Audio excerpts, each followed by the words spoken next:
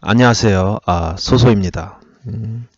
이 주제는 제가 많이 고민을 했었어요. 이제 해야 될지 말지 했는데 이번 사태가 너무 커서 한 번쯤 논평을 할 필요는 있다고 생각돼서 어쨌든 역사적으로 비트코인 역사에 길이 남을 사건이라고 생각이 됩니다.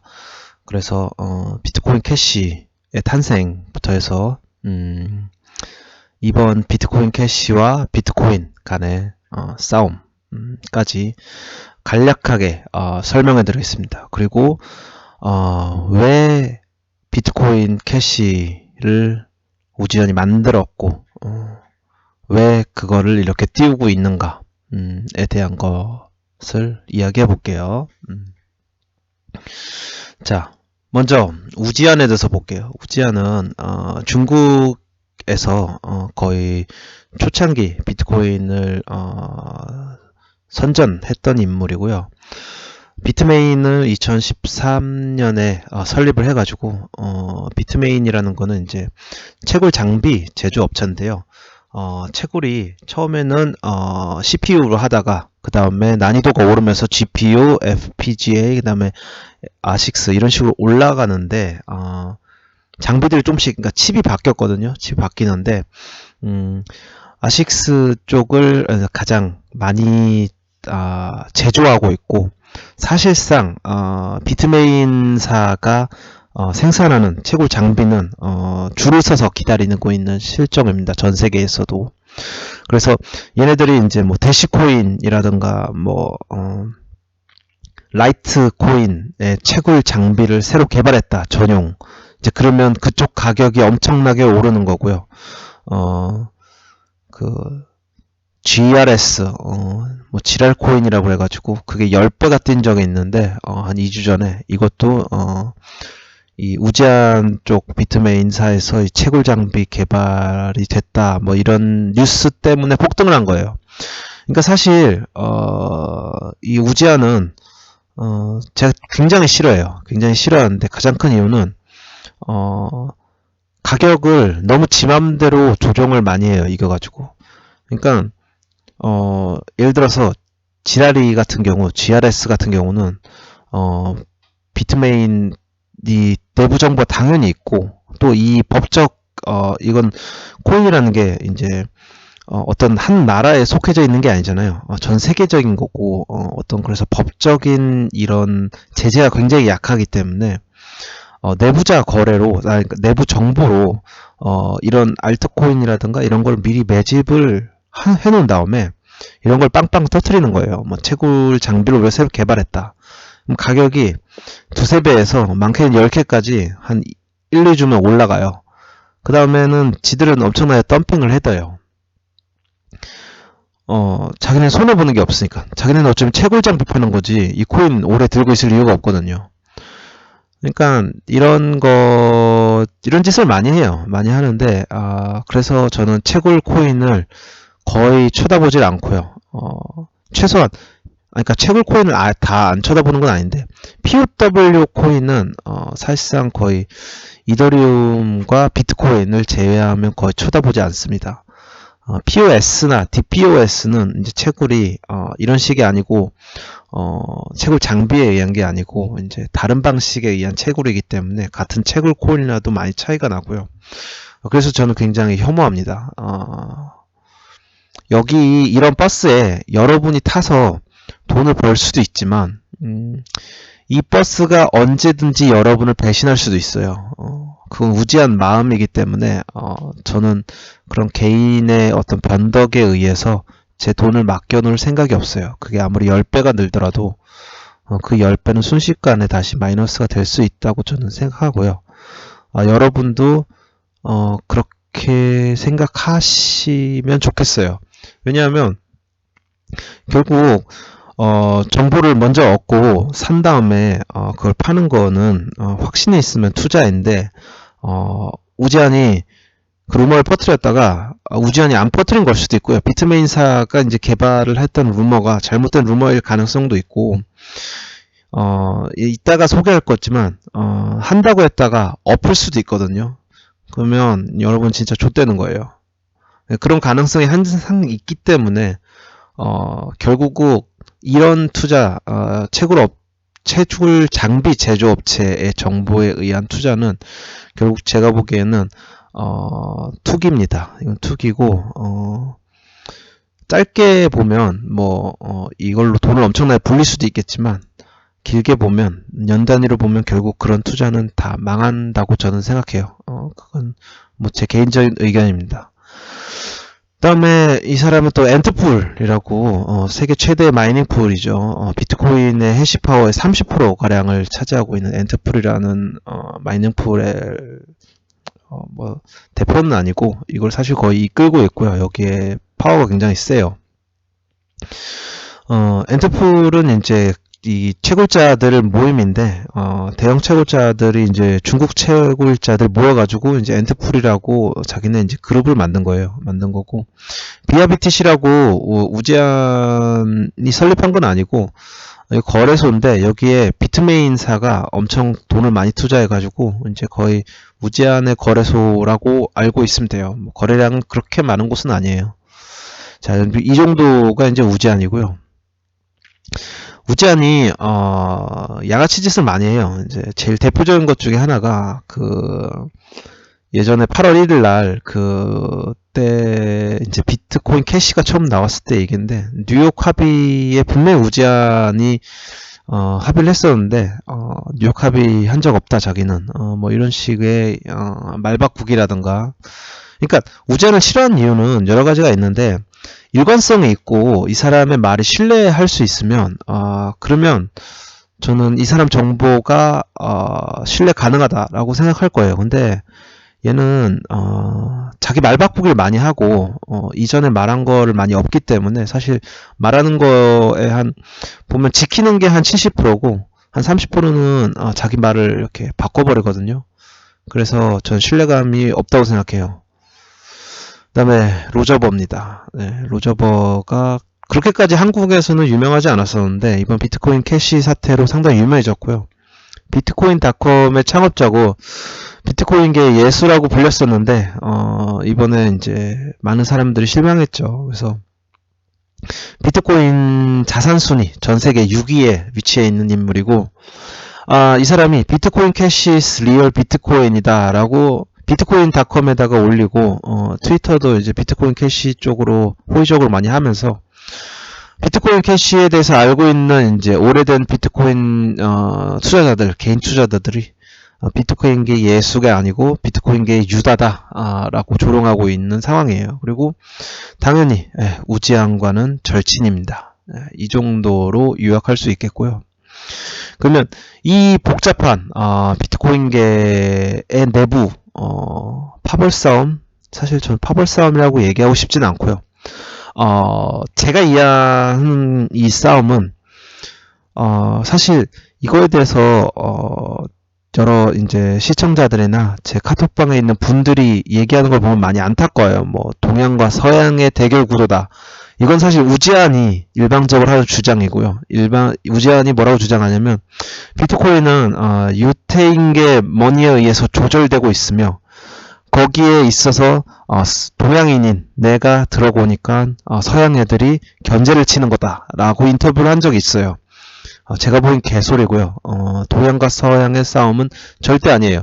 그게 동양과 서양의 싸움이었으면 로저 버가 비트코인 예수라고 불렸던 사람이 우지안의 편을 들 리가 없죠. 이 사람이 동양 사람같이 생긴 것도 아니고. 제가 이해한 바로는 이거는 비트코인에 대한 어떤 발전 방향을 잡는 데 있어서 기존의 비트코인이라는 게 초창기 때의 어떤 신념과 발전 그걸 그대로 가지고 가느냐 아니면 돈놀이로 전락하느냐 이거의 싸움이거든요. 우지안과 로저버가 이런 식으로 양아치 짓을 하는 것은 단순히 돈 때문이에요. 진짜 다른 이유가 하나도 없어요. 돈 때문이에요. 돈 때문이고 그거를 막으려는 대다수의 커뮤니티 사람들은요. 물론 돈 때문인 것도 있어요. 그 사람들도 자기 이익이 걸려 있어요. 근데 되게 웃긴 게, 커뮤니티 사람들의 이익을 대변하면요, 커뮤니티만 돈을 버는 게 아니고, 그러니까 모든 사람들이 다 돈을 벌어요. 그러니까 비트코인에 현재 투자했던, 이 가상화폐에 투자했던 모든 사람들이 돈을 버는 게 커뮤니티의 주장이고, 우지안과 로저버의 주장은 자기네들만 돈을 벌어요. 자기네들만 돈을 버는. 그 정도라고 생각하면 됩니다. 그러니까 단순히 돈에만 그거 하면 그런 거고요. 어떤 대의를 보면 커뮤니티 쪽이 훨씬 더 우위에 있어요. 예, 그래서 그거에 대해서 사실 제대로 설명하고 있는 어떤 게 없더라고요. 그래서 그거에 대해서 제 개인적 의견을 좀 밝히겠습니다. 이거는 제가 이제 이 서양 커뮤니티 영향을 많이 받은 건 사실이지만, 제가 아무리 중국 쪽을 우호적으로 보려고 해도 이거는 뭐 쉴드가 안 쳐진다고 저는 생각합니다. 그래서 봅시다. 스케일링 이슈가 비트코인 내에 되게 오랫동안 문제였어요. 이 스케일링 이슈는 자세히 설명하면 정말 이것 자체로도 벌써 몇 시간을 설명할 수 있기 때문에 정말 짧게 얘기하자면, 비트코인의 거래량이 증가하면서 비트코인의 처리 속도가 느려지는 때가 생겼어요. 그래서 비트코인으로 결제를 하거나 이럴 때 문제가 생겼는데, 그거를 이제 처리하기 위해서 용량을 증가하거나 아니면 업데이트를 해가지고 구조적 문제를 좀 바꾸거나 이런 걸 해야 되는데요. 그거가 이제 1년 전부터 이제 비트코인 코어 개발자들이라고 굉장히 유명한 개발자 팀들이 있는데, 이 사람들이 이제 우리가 업데이트를 하자, 시스템 업데이트를 하자, 를 이제 주장을 했어요. 그래가지고 이거를 채굴자들이 이제 투표권이 있기 때문에 채굴코인은 채굴자들한테 채굴할 때 신호를 보내달라 라고 했는데, 채굴자들이 조까 이런 거예요. 채굴자들이 협력을 안 하죠. 협력을 안 하는 이유는 여러 가지가 있는데, 이 업데이트를 하면 채굴 쪽의 타산성이 안 맞는다, 뭐 이게 이제 대외적인 이유고요. 코어 개발자 팀을 별로 안 좋아해요. 채굴자들은 이건 좀 더 설명을 해드릴게요. 그래서 결국 코어 개발자 팀이 참다 이거를 신호를 안 보내줬거든, 채굴자들이. 그래서 코어 개발자들이 안 돼가지고 그럼 우리가 강제 업데이트를 하겠다라고 하니까 채굴자들이 그때서야 뉴욕에 모여가지고 채굴자랑 그 코어 개발자 팀이랑 모여서 뉴욕 합의라는 걸 했어요. 이건 뭐냐면 8월 1일 날 세그위스를 일단 하고 11월 1일 날 세그위 EX를 하자. 이게 이제 기본적인 합의의 요약이고요. 왜 이런 식의 요약이 됐냐면 뉴욕 합의가 일단은 그 코어 개발자 팀은 세그윈만 하고 싶어요. 그리고 채굴자들은 용량을 늘리고 싶어요. 그 차이는 채굴자들이 돈을 위해서 하는 게 크고요. 이 용량을 늘리면 지갑의 그 비트코인 지갑을 기본적으로 갖고 있는 하드의 용량이 2배가 늘어나야 돼요. 그 말은 뭐냐면 지금 개인이 비트코인을 채굴하는 건 굉장히 어려워요. 그렇지만 어느 정도 규모를 갖고 있는 곳이라면 비트코인 채굴이 가능하거든요. 하기는. 근데 이 용량이 2배가 되면 비트코인 채굴에 진입하기 위해서는 최소의 채굴 파워, 그러니까 이 컴퓨터 장비들이 2배로 늘어나야 돼요.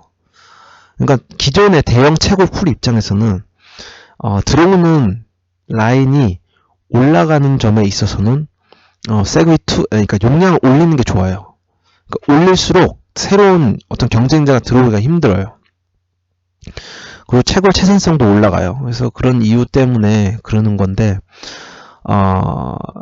개발자들 입장에서는 용량 올리는 걸 굉장히 싫어해요. 왜냐하면 이거는 좀 더 이따가 얘기할게요. 왜 싫어하는지. 자, 그 다음에 이제 우지안에도 설명할 때 애식 부스트라는 특허가 있지만 쓴 적은 없다. 이건 무슨 말이냐면요. 이 그러니까 우지안에 있는 이 엔트풀 쪽, 이 비트코인 채굴 쪽이 전기세를 내는 걸 비해서 해시 파워가 너무 높았어요. 그래서 많은 사람들이 얘네들이 뭔가 편법을 쓴다라고 그 생각을 해왔는데, 그러다가 이제 SX 부스트라는 특허를 비트메인이 냈다는 것을 발견을 했어요. 근데 SX 부스트를 쓰면 티가 난다. 그래서 우린 쓴 적이 없다라고 우지한이 처음에 주장을 했거든요. 그리고 실제 SX 부스트는 그냥 보면 쓰면 이제 그 기록이 남아야 돼요. 근데 이제 그렉이라는 이 코어 개발팀 팀에 있는 애가 엔트풀이 아무리 봐도 이상해가지고 엔트풀 그 마이닝 장비를 구해서 그걸 뜯어봐가지고 해보니까 SX 부스트를 써도 이게 티가 안 나게, 그러니까 기록에 안 남게 쓸 수 있는 거예요. 근데 우지한은 그래도 자기는 쓴 적이 없다라고 계속 주장을 하죠.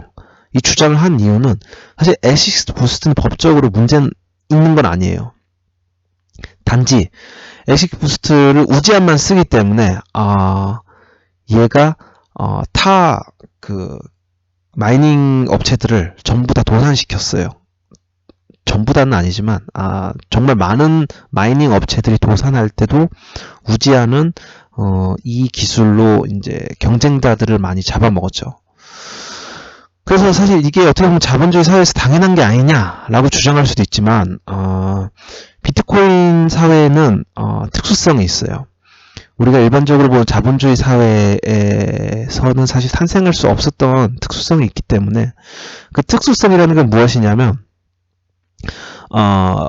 여기다가 뒤에다 적어놨는데 그 분산 원장의 특수성이에요. 분산 원장이라는 거는 제가 인터넷 강의로는 한 적이 없는데 제 오프라인 강의 때는 항상 얘기를 하는데 무슨 말이냐면 거래 기록을 한 명만 가지고 있는 게 아니고요. 지금 우리가 갖고 있는 은행 체제에서는 예를 들어서 여러분이 뭐 우리은행을 예를 들면 제가 제 친구한테 우리은행에서 뭐 10,000원을 이체를 한다면 그 거래 기록은 저랑 제 친구랑 그 우리은행 그 세 곳만 갖고 있어요. 하지만 제가 비트코인을 제 개인 지갑에서 제 친구한테 1비트코인을 전송을 한다면 그건 전 세계 모든 비트코인 거래 지갑에 남아요. 이제 그게 분산 원장인데요. 대형 채굴장들의 이제 쏠림 현상이 커지면, 그러니까 채굴이 건전하려면요, 소형 채굴장들이 전 세계 곳곳에 퍼져 있어야 돼요. 그래야 여러 가지 이제 문제, 뭐 해킹 공격을 당하거나 거기가 뭐 폭발을 당하거나 그런 어떤 극단적인 문제가 생겼을 때 자산이 안전해질 수 있거든요. 근데 이런 식으로 그 비트메인이 독점을 하게 되면 비트코인의 어떤 근본적인, 만약에 극단적으로 얘기해서 SX 부스트를 비트메인만 계속 써가지고 모든 채굴장들이 다 도산을 하고 비트메인사만 남았어요. 극단적으로 얘기하면. 그럼 비트메인사가 어떤 문제가 있어가지고 그러니까 해킹, 비트메인사에 의한 해킹을 제외하더라도 해시파하고 50%가 넘어서 그걸 제외하더라도 비트메인사가 문제가 생기면 비트메인사가 외부에서 해킹을 당하거나 했을 때 모든 채굴이 한 번에 멈출 수가 있어요. 그 말은 그 순간 비트코인 자체의 가치가 0이 되는 거고 해시파하고 51%가 되는 순간에도 비트코인 자체의 원장도 이제 해킹 가능하기 때문에 그런 위험성도 있고요. 그러니까 이 커뮤니티가 SX 부스트라는 자기네들만 쓸 수 있는 어떤 기술에 대해서 굉장히 민감한 거예요. 이게 법적으로 문제가 있는 건 아니지만 윤리적으로는 비트코인 탄생 자체를 부정하는 기술이기 때문에 이런 혼자만을 갖고 있는 이런 기술은 우지한은 우린 특허는 있지만 쓴 적이 없다라고 계속 주장을 하는 거지만 커뮤니티에서는 이미 쓰고 있다라고 다들 받아들이고 있어요. 자, 그게 이제 SX 부스트의 문제인데 세그윗을 할 경우 SX 부스트를 사용이 불가능해요. 정확히 얘기하면 쓸 수 있는데 기록에 남아요. 쓰는 게. 그러니까 우지한은 이 세그윗 자체가 싫은 거예요. 근데 세그윗은 언제 한 거냐? 8월 1일 한 거거든요. 이미. 그래서 우지한이 뭘 만들었냐?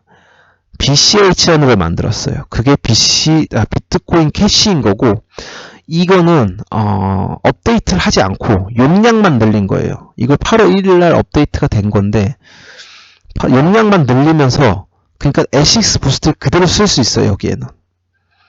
그러니까 우지한 입장에서는 채굴 장비를 만약 BCH, 이 비트코인 캐시가 계속 성장한다면 채굴 장비를 에시스 부스트된 걸로, 자기네들이 유리한 걸로 계속 비트코인 캐시 채굴장에다가 팔아먹을 수가 있는 거예요.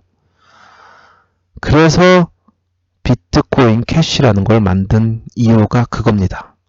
그러니까 비트코인 캐시를 뭐 이렇게 올라가는 사람들이 한국에 되게 많아요. 왜냐하면 그 당시에 돈을 많이 버는 사람이 많기 때문에. 근데 비트코인 캐시의 옹호론자들의 주장은 뭐냐면 비트코인 캐시가 뭐 팔매가고 뭐 기술이 더 좋고 뭐 어쩌고저쩌고 이런 얘기 하는데 다 개소리입니다. 비트코인 캐시를 만든 이유는 우지한이 돈 벌려고요. 자기 장비 팔아먹으려고. 그 두 번째, 돈 버는 방법. 프라이빗 마이닝을 72시간 시행했었어요. 비트코인 캐시는. 그 프라이빗 마이닝은 뭐냐면 마이닝 풀 주소를 공개하지 않고 자기네만 마이닝을 하는 거예요. 근데 여러분들 아시다시피 비트코인이 처음 채굴할 때는 굉장히 난이도가 낮았어요. 그러니까 전체 그 처음에 채굴하는 장비의 숫자가 적으면 되게 비트코인이 잘 채굴돼요. 처음에 그 첫 비트코인 채굴이 개인 PC에서 한 건데 50BTC가 됐거든요. 채굴 한 번에. 현재로서 상상도 못하는 건데 BCH도 사실 굉장히 낮은 난이도로 처음에 이제 채굴이 됐다고 봐야 되고요. 72시간 동안 비트코인 캐시 엄청나게 확보를 했을 거예요. 이게 채굴 이런 하드포커로 채굴자에 의해서 하드포커가 됐을 때 얘네들이 돈을 버는 방법 중 하나예요. 비트코인 캐시를 이미 뭐 수천 개에서 뭐 만 개, 몇만 개까지도 이미 확보했을 수도 있어요. 정확한 숫자는 아무도 몰라요. 아무튼 우지한은 비트코인 캐시를 엄청나게 확보를 해놓은 상태였고 그 뒤로 흔들림 없이 어떤 덤핑 없이 지속적으로 마이닝을 했어요. 사실 채산성이 낮은 경우도 많았는데 비트메인이나 뭐 비아BTC 이런 데서 계속 채굴을 했었어요. 팔지를 않고요. 별로 팔지 않았어요. 안 파는 곳이 많았고요.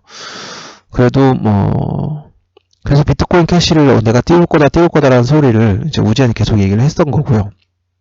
그래도 이런 식으로 띄울지는 저도 예상을 못했어요. 자, 하드포커의 문제점. 그러니까 이제 제 얘기했던 건데요. 결국 이런 식으로 되면 지금 은행 시스템보다 비트코인이 나은 점이 별로 없어져요. 해킹 취약점이라든가 이런 게 똑같이 생기기 때문에 우지한과 이제 로저버와 같이 아주 소수의 인물에 의해서 채굴 전체와 이제 비트코인 전체가 이제 통제가 되면 현재 은행권과 뭐 보험이라든가 이런 게 비트코인을 쓸 이유가 별로 없어요. 그 말은 뭐냐면 가상화폐 전체의 시장 매력도가 낮아진다는 거고, 그 말은 가상화폐에 의한 4차 산업혁명 자체가 늦춰지는 거예요. 4차 산업혁명이 늦춰진다면 없어지지는 않는다고 생각해요. 없어지는 않는 거고, 이런 식으로 계속되면 극단적으로 얘기하면 비트코인 자체의 가치가 굉장히 극단적으로 낮아질 수 있고요. 비트코인의 기축통화, 이 가상화폐 시장에서 기축통화 기능도 사라질 가능성이 없는 건 아니에요. 제가 뭐 가능성이 높다 이렇게 말하면 거짓말인데, 아무튼 간에 이런 식으로 비트코인 자체에 굉장히 나쁘고요. 이거는 여러분 전부에게 사실 손해예요. 왜냐하면 예를 들어서 1년 뒤에 비트코인이 전체 전체 화폐 시장 뭐 원화나 달러까지 다 지배할 수 있다는 가정이 있을 수 있다면, 이런 행위로 인해서 그 시기가 점점 늦춰지거나 그게 불가능해질 가능성이 높아져요. 그 말은 여러분들이 지금 뭐 비트코인 캐시 때문에 2배 벌어서 3배 벌어서 이 정도 수준을 제가 얘기하는 건 아니고요. 비트코인이 그런 도미넌트한 모든 화폐들의 어떤 기축통화가 된다면 정말 지금부터 수백 배에서 수천 배, 뭐 수만 배까지도 지금 가치에서부터 오를 수도 있는 가능성이 있는데, 그 가능성 자체를 로저버와 우지한이 없애버리고 있는 겁니다. 그 없애버린 이유는 왜냐? 이번에 엄청나게 주말에 떴었는데 이때 엄청난 덤핑을 한 걸로 관측이 됐어요. 우지한은 정확하게 모르겠는데 로저버는 굉장히 덤핑을 한 게 보였고요. 이거를 계산을 한 신문이 있었는데 대략 비트코인 캐시로 이들이 본 이득이 34빌리언 달러, 하나로 치면 37조 원가량 이득을 본 것 같다라는 기사도 올라왔어요. 그러니까 이 돈 때문에 이 37조 원 벌려고 이런 짓 하는 거고요. 참 좀 씁쓸하죠. 자, 그러면 이 37조 원을 보기 위해서 이 손해를 본 분들에 대해서 좀 알아볼게요. 대표적으로 이제 코인네스트, 한국에서는 코인네스트가 있었죠. 코인네스트는 이제 비트메인에서 투자를 많이 했어요. 정확한 투자금은 안 밝혔지만 투자를 많이 했다고, 유치했다고 신문이 떴고요. 코인네스트의 김익환 사장님은 굉장히 이제 채굴 쪽에 이제 일을 하시다가 이쪽에 와가지고 거래소를 튼 걸로 알려져 있고, 중국 채굴자 쪽과 이제 커넥션이라든가 정보 쪽이 굉장히 많은 걸로 알고 있어요. 이제 이분이 비트메인사가 이제 우지한 거잖아요. 근데 그거 비트메인 관계자를 초청해서 11월 2일 날 세기 2X가 BT2가 진정한 비트코인이 될 거다라는 주제로 아프리카에서 방송을 했어요.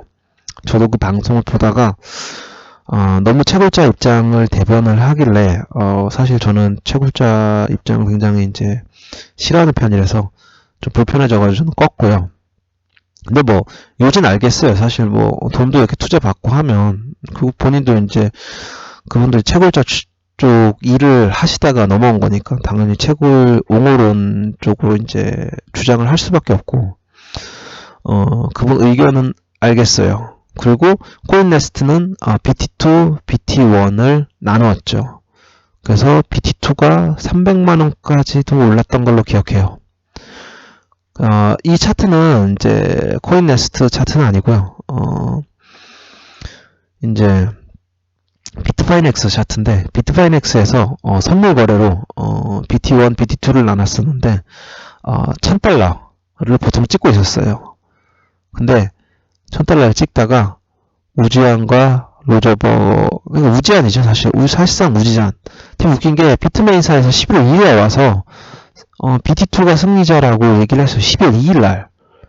그리고 그 다음 주에 세기 2X는 무기한 연장을 하겠대요. 그 소식이 뜨자마자 하루 만에 1000달러였던 게 13달러까지 떨어졌어요. 95% 이상 떨어졌고요. 거기서 다시 올라갔지만 이거는 정말 마지막 기대예요. 세그닛이 혹시라도 되지 않을까. 하지만 코인네스트나 이제 비트파이넥스의 그 선물 거래 약관을 보시면 아마도 BT2 같은 경우는 세그닛이 일어나지 않으면 없어질 확률이 높아요.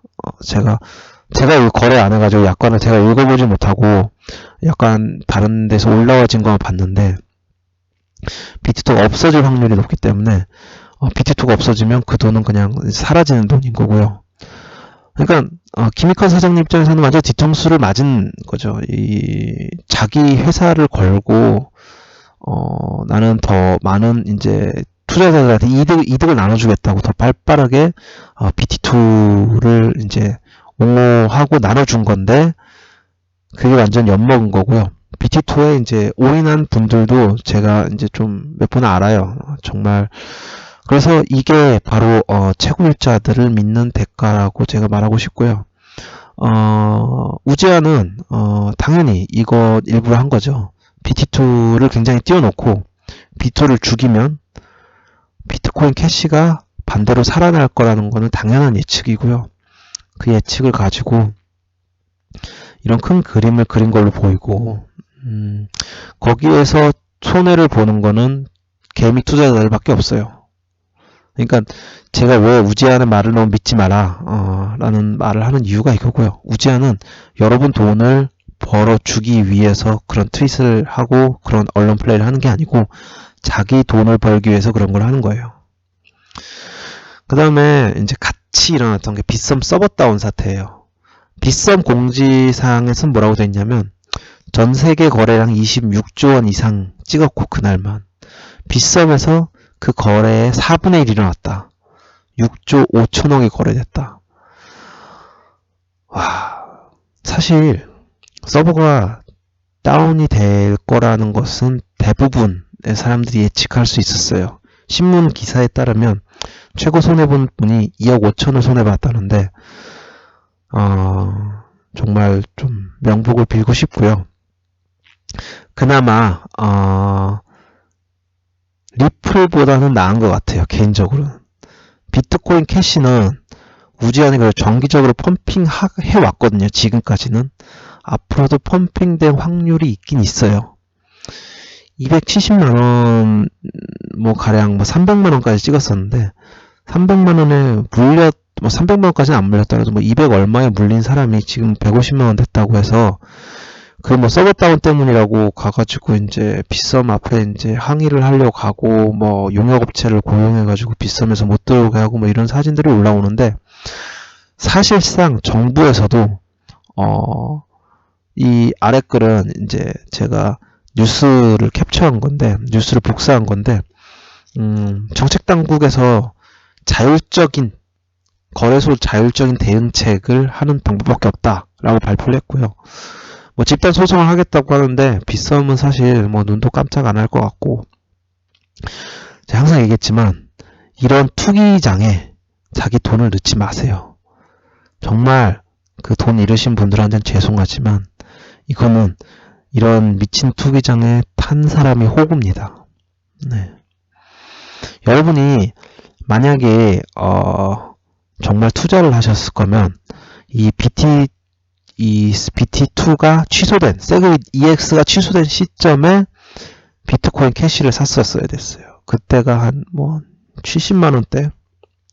그 정도였는데, 80만원? 그 정도에 샀으면 이 빗썸이 서버가 다운이 됐든 말든 간에 그래도 돈 벌었죠. 예. 일단 제가 너무 긴 강의를 이제 좀 지양하고 싶어서 좀 짧게 얘기를 한 거고요. 많이 빠진 부분도 있을 것 같고, 조금 이제 간편하게 얘기하다가 보니까 잘못된 얘기도 있을 것 같은데, 좀 지적할 점은 지적해 주시고, 구독하기와 좋아요 부탁드립니다. 자, 오늘은 여기까지였습니다.